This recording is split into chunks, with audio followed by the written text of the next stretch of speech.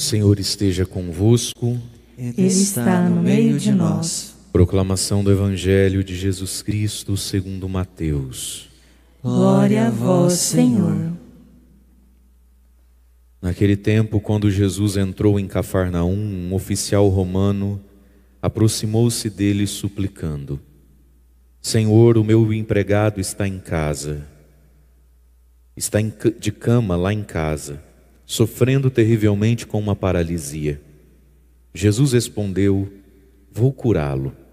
O oficial disse: Senhor, eu não sou digno de que entres em minha casa, mas dize uma só palavra e o meu empregado ficará curado, pois eu também sou subordinado e tenho soldados debaixo das minhas ordens. E se digo a um vai, ele vai, e se digo ao outro vem, ele vem, e se digo ao meu escravo faz isso, ele faz. Quando ouviu isso, Jesus ficou admirado e disse aos que o seguiam: Em verdade eu vos digo, nunca encontrei em Israel alguém que tivesse tanta fé. Eu vos digo, muitos virão do Oriente e do Ocidente e se sentarão à mesa no reino dos céus, junto com Abraão, Isaque e Jacó, enquanto os herdeiros do reino serão jogados para fora, nas trevas, onde haverá choro e ranger de dentes. Então Jesus disse ao oficial: Vai e seja feito conforme tu creste. E naquela mesma hora o empregado ficou curado. Entrando Jesus na casa de Pedro, viu a sogra dele deitada e com febre. Tocou-lhe a mão e a febre a deixou. Ela se levantou e pôs-se a servi-los. Quando caiu a tarde, levaram a Jesus muitas pessoas possuídas pelo demônio. Ele expulsou os espíritos com sua palavra e curou todos os doentes, para que se cumprisse o que foi dito pelo profeta Isaías: Ele tomou as nossas dores e carregou as nossas enfermidades. Palavra da salvação. Glória a vós, Senhor.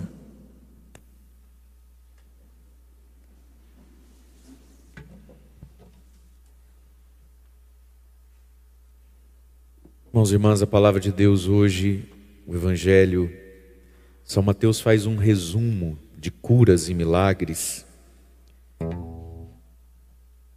para nos apresentar aquilo que predisse o profeta Isaías, para que se cumprisse o que foi dito pelo profeta Isaías.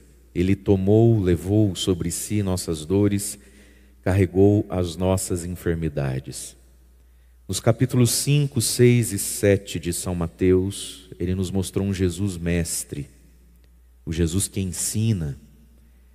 E no Evangelho de hoje, nesses versículos, desde ontem, da cura do leproso, São Mateus nos mostra Jesus que não é só mestre, ele é o Redentor, ele é aquele que a sua palavra traz efeito, não é só bonita, não é só sabedoria, ela causa algo no ser humano. Ela tira a lepra e ele leva sobre si, ele leva nele mesmo as nossas enfermidades, os nossos pecados. Ele paga o nosso preço.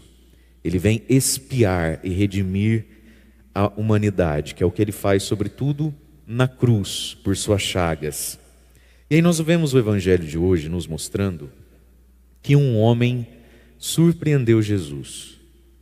Jesus já andava surpreso, Jesus já andava admirado um pouquinho com a falta de fé dos filhos, dos herdeiros, quando ele disse aqui: olha, em verdade eu vos digo, nunca encontrei em Israel. Israel é o povo de Deus, Israel é aqueles que de algum modo estão mesmo mais perto de Deus.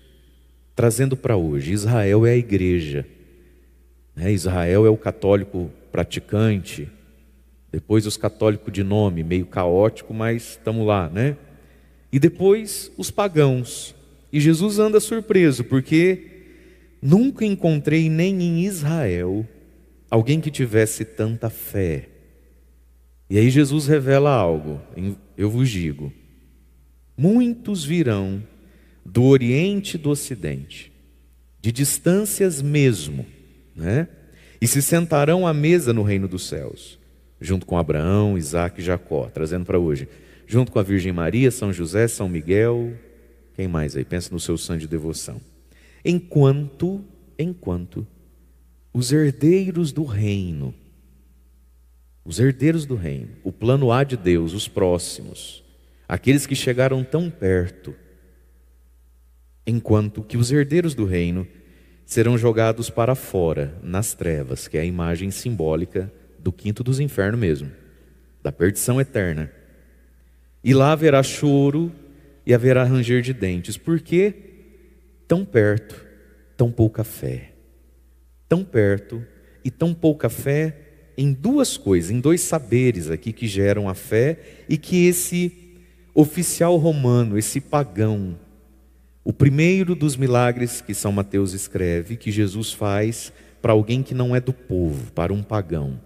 Nessa semana em que nós estamos ouvindo a primeira leitura sempre de Abraão, o pai na fé, a fé dos povos, nós temos aqui nesse oficial romano como que um novo Abraão, um novo pai da fé, agora não de Israel, dos romanos, dos pagãos, daqueles que não eram judeus. Porque esse homem disse duas coisas para Jesus. Primeiro ele vai levar, a sua necessidade até Jesus. Senhor, eu tenho um empregado, está lá em casa, de cama, sofrendo terrivelmente com uma paralisia. Ele nem terminou a frase. Jesus disse, eu vou curá-lo. Eu vou curar. Ele foi levar uma necessidade a Jesus. Mas aí então o oficial diz a Jesus, Senhor, e a gente diz isso em toda a missa, eu não sou digno de que entres na minha casa. Talvez em Israel, talvez na igreja, não se tenha mais essa noção de que nós não somos dignos de que Ele entre na nossa casa. Está todo mundo se sentindo muito digno, não é? Todo mundo se sentindo muito merecedor. Todo mundo requerendo os seus direitos e todo mundo se ferindo porque se sente tão bom quanto todo mundo. É a geração do mimimi, inclusive dentro da igreja. Tudo dói, tudo fere. Olha que lindo isso aqui. Ele é pagão. Esse homem aqui não acreditava em muita coisa. Ele está aos pés de Jesus, porque ouviu falar dos milagres, das curas, porque ele tem um empregado que ele considera muito, que está para morrer, ele está com dó do sujeito, mas ele sabe de si mesmo algo que Jesus não precisou dizer. Ele não era digno. Jesus tinha 1000 coisas para fazer. Ele não é judeu, ele não é israelita. Se é oficial romano, o que esse homem já aprontou na vida não devia estar no gibi. Ele sabe, eu não sou digno. Meus irmãos, a gente sabe da gente? Sabe nada. Não sabe. Uma pessoa que consegue se ferir numa homilia, ela revela uma coisa, que ela é alienada dela. Alienada dela, porque quem se conhece um pouquinho não se fere nunca. Consegue dizer, não é para mim. Isso aí é verdade, mas não é para mim, então não precisa doer. Ou, se é para mim, louvado seja Deus que é para mim, Mas tudo isso baseado num fato. Eu já sabia que era para mim. Que eu sei quem eu sou. Jesus não precisou dizer para ele, campeão, você sabe que você não é digno, Não, ele já sabe, olha que lindo isso. Ele se conhece, conhecimento e humildade. O que falta em muitas pessoas machucadas, feridas, eu não vim para ouvir essas coisas. Você não veio porque você é um alienado. Você achou que você veio para ouvir o quê? Quem você pensa que é para ouvir outra coisa?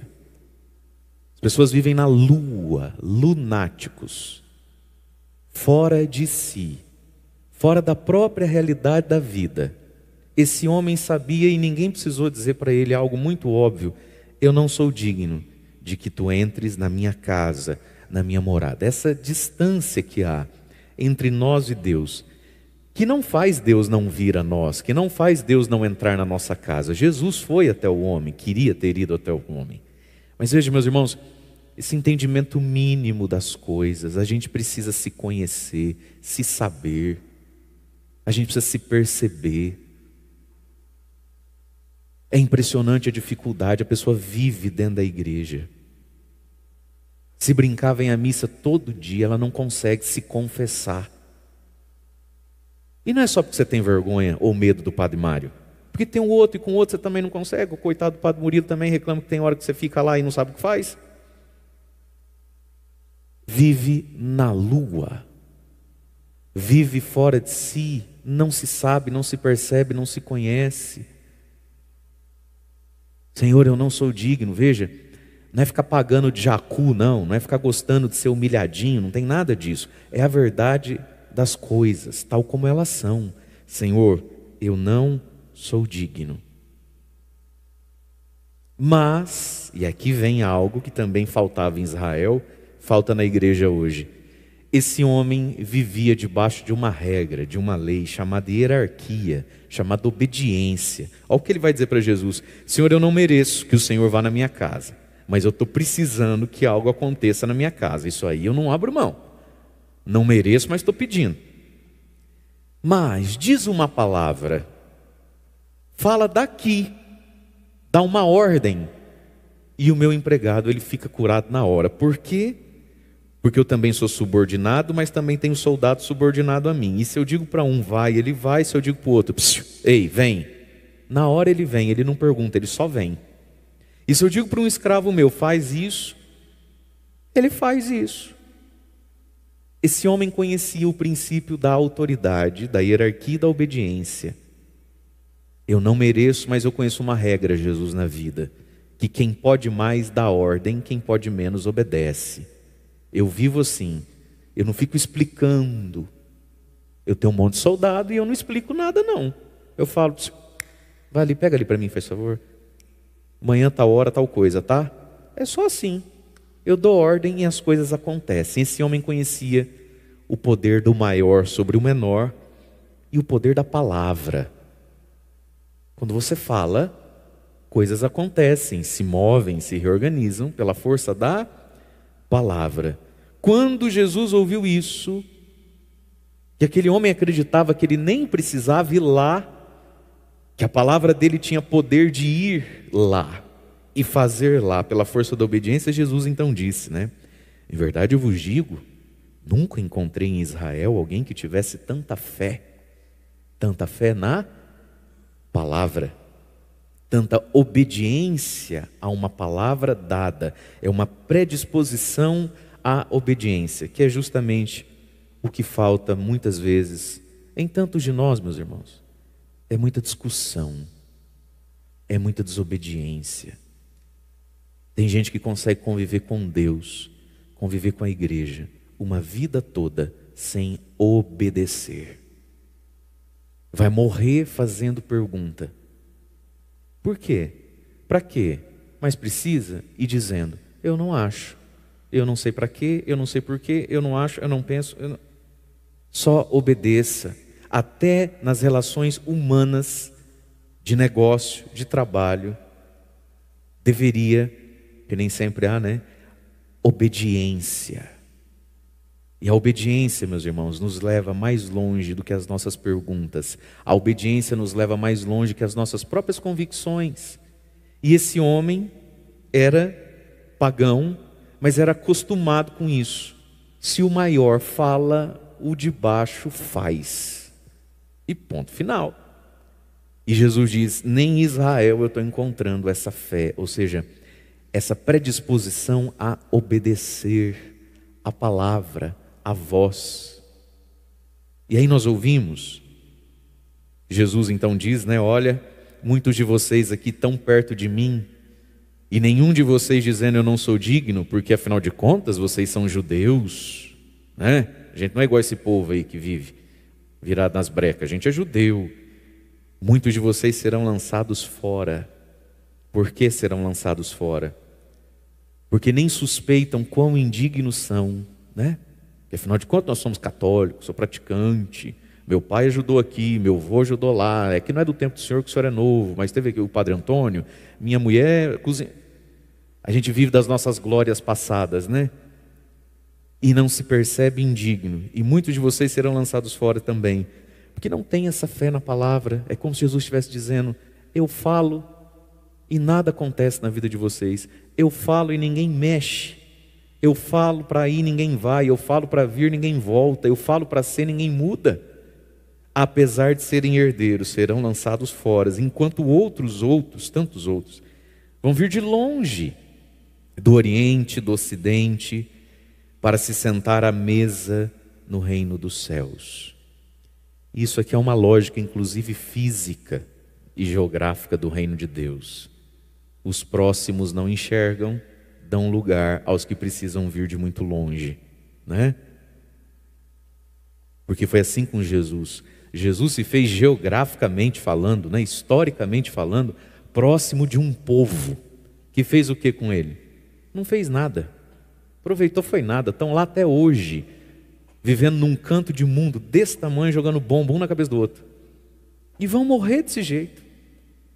Enquanto não aceitar a Cristo, vão morrer desse jeito. Enquanto que, olha, do Oriente e do Ocidente, porque, gente, Alto Piquiri a Jerusalém, Alto Piquiri a Israel, é longe com força, hein? Mas do Oriente ao do Ocidente, pessoas se movem. Isso é uma dinâmica, inclusive, sempre do reino de Deus, como que geográfica. Gente muito perto, dando espaço para quem vai vir de muito longe, porque se sente muito importante, se fere com muito pouca coisa e não tem obediência à palavra. E aí nesse milagre de Jesus, quando Jesus diz assim a ele: então vai, volta lá para tua casa e seja feito conforme tu creste. Jesus está nos mostrando aqui o poder da sua palavra a realizar as coisas. Por isso, meus irmãos, é importante a gente ouvir. Por isso é importante a gente rezar, para que a palavra de Deus faça algo na nossa vida. Algo precisa ser feito em nós. Algo precisa terminar de acontecer em nós. Porque a palavra de Deus tem um poder performático, criativo. Ela cria, ela desenha as coisas. Quando a gente lê lá no Gênesis, como é que Deus criou o mundo? Foi com a mão? Não foi com a mão, foi com a palavra. E Deus disse: haja, ouve. As coisas acontecem pela força da palavra. Foi o que a gente ouviu aqui então, em Gênesis capítulo 18. Nós estamos ouvindo sobre Abraão toda essa semana, né? Abraão que escuta uma voz, escuta uma palavra: sai da tua casa, da tua parentela. O que eu tenho para você não está aí. O que eu tenho para você, quem está muito perto não vai entender. Então sai daí e anda. Abraão tinha 75 anos de idade. Aí nós ouvimos ao longo dessa semana que quase 25 anos depois, Abraão continua tendo uma promessa, mas não tendo uma realidade. E Deus disse o que para ele essa semana? No meio desse caminho todo: Abraão, não temas, eu sou teu protetor, tua recompensa será grande. Quanto a ti, anda na minha presença e seja santo. As outras coisas são comigo. Quanto a ti, anda na minha presença, seja santo. Que o que te parece impossível é problema meu. A você, anda na minha presença e seja santo. E aí então, nós ouvimos aqui na palavra ontem, de novo Deus falando da descendência de Abraão. E aí hoje, Abraão 25 anos depois, presta atenção nisso aqui, 25 anos depois, batendo na casa dos 100, a Sara, sua esposa, tem 90. 25 anos depois, no auge de uma velhice, diz então: o Senhor apareceu a Abraão junto ao carvalho de Mambré, quando ele estava sentado à entrada de sua tenda, no maior calor do dia, cozinhando de quente naquele deserto. Abraão está sentado no carvalho lá, debaixo da árvore, da sombra. Levantando os olhos, Abraão viu 3 homens perto dele, que é a imagem da Santíssima Trindade. Mas ele não sabe disso, óbvio. Mas ele vê 3 homens perto dele. Assim que os viu, correu ao seu encontro. E olha o que Abraão, velho, com uma longa espera e uma grande frustração na vida, num momento fisicamente cansado, faz. Diz então aos 3: meu Senhor, se ganhei tua amizade, peço, não prossiga a viagem sem parar junto a mim. Vou mandar trazer um pouco de água para lavar os pés, e vocês podem descansar debaixo dessa árvore. Vou mandar servir um pouco de pão, vocês devem tudo estar com fome, para refazer as forças para continuar a viagem. Foi para isso que vocês passaram aqui. E eles, a Santíssima Trindade, disse: faz como você disse. E aqui então vai vir a sentença do milagre. Mas presta atenção nisso aqui, gente. Velho, há 25 anos esperando algo impossível, no maior calor do dia, ele vê 3 debaixo de um sol. Ele olha para um lado, não tem cidade. Ele olha para o outro, não tem. Ele pensou assim: meu Deus do céu, até esses aí chegar em algum lugar, vão morrer debaixo desse sol. E ele tem um gesto de caridade e de acolhida. Ele faz questão de receber esses 3. Não, fica aqui em casa, na tenda um pouquinho, né? Senta aqui, vou buscar água, vamos fazer um pão, eu e minha esposa aqui, vocês comem alguma coisa, vai andar num sol desse, fica aqui.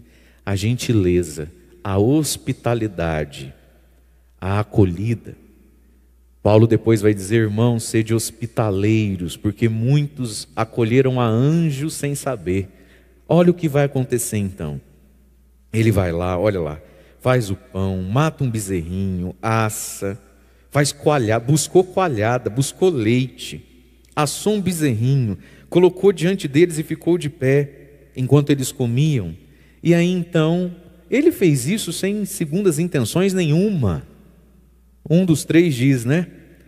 Onde está Sara, tua mulher? Aqui. Ele já começou a arrepiar o pelo já. Falou: como é que sabe que chama Sara? Já começou a ficar boa a história, né?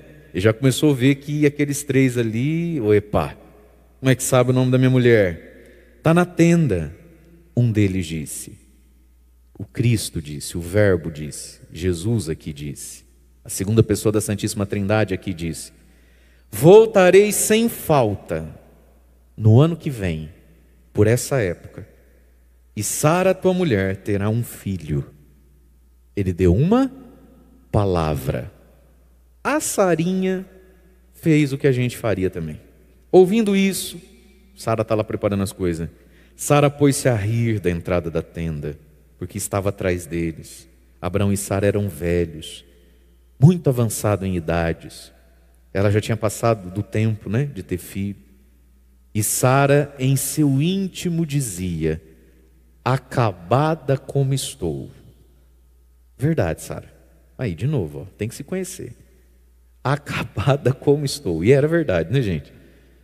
Ela já era bem acabadinha. Acabada como estou, terei ainda tal prazer, sendo meu marido também velho?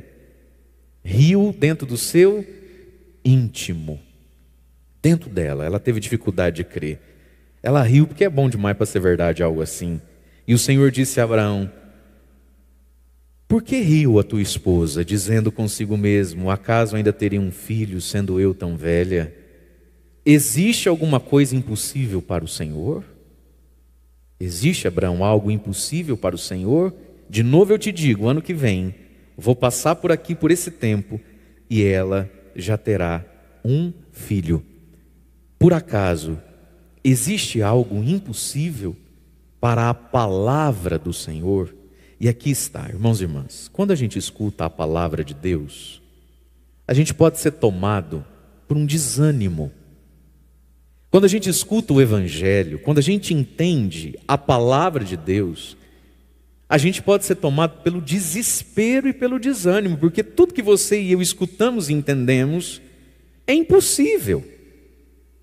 Ou é possível? É impossível.